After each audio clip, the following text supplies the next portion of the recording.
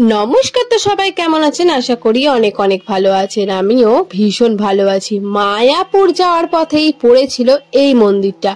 ঘন জঙ্গলে ঘেরা এই মন্দিরটা কিন্তু দারুণ। পরিবেশটা একটু গা ছমছমে হলেও মন্দিরটা দেখতে ভীষণ সুন্দর।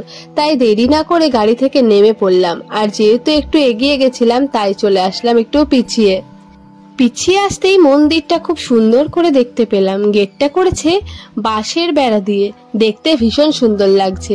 আর যাতে কোনো রকমের কুকুর টুকুর ভেতরে যেতে না পারে তাই সুন্দর করে নিচটায় ঘিরেও দিয়েছে। আর এই যে এখানে একটা বোর্ড লাগানো রয়েছে, লেখা রয়েছে ওং বাবা জঙ্গলেশ্বর। আর পাশে রয়েছে প্রচুর পরিমাণে নীলকণ্ঠ এবং অপরাজিতার গাছ পুরো বেড়াটাকে ঘিরে রেখেছে। দেখতে খুব সুন্দর লাগছে, ফুল দিয়ে সাজানো হয়েছে। আর ভেতরটাও খুব সুন্দর সাজানো, একদম ঝকঝকে তকতকে পরিবেশ। চলুন এই বেড়াটা ক্রস করে ভেতরে চলে যায়। তো সামনেই দেখলাম একটা ত্রিশূল রয়েছে। ত্রিশূলটা দেখতে কিন্তু খুব ইউনিক স্টাইল, দেখতে ভীষণ ভালো লাগছে। আর এখানে শিবলিঙ্গগুলোরও কিন্তু আলাদাই একটা সৌন্দর্য রয়েছে, আলাদাই দেখতে। নন্দেশ্বর রয়েছে। তো এগুলো দেখে পাশ কাটিয়ে চলে গেলাম ভেতরের দিকে। আর এই যে ফুলের মালাগুলো রয়েছে এগুলো কিন্তু প্লাস্টিকের। আর তার সাথে কালার করা অনেক ঘড়া বাঁধা রয়েছে। মাটির যে কলসি হয় সেই কলসগুলো বাঁধা রয়েছে।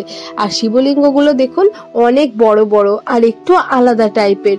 সাথে প্রদীপও রয়েছে, একটা বড় লোকনাথ বাবার মূর্তিও রয়েছে। এই যে সামনেটাও ছোট ছোট ঘর দিয়ে সুন্দর করে সাজিয়েছে। এত সুন্দর বুদ্ধি যে কার মাথা থেকে বেরিয়েছে, দারুণ লাগছে পরিবেশটা। শুধু একটা মানে গাছমছমের পরিবেশ।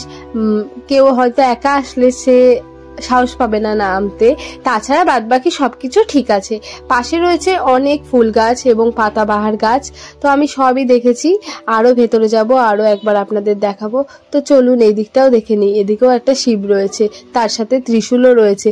আর শিব ঠাকুরগুলোর মাথায় কিন্তু সুন্দর করে চালা দিয়ে রেখেছে যাতে বৃষ্টিতে না ভেজে রোদে না পড়ে।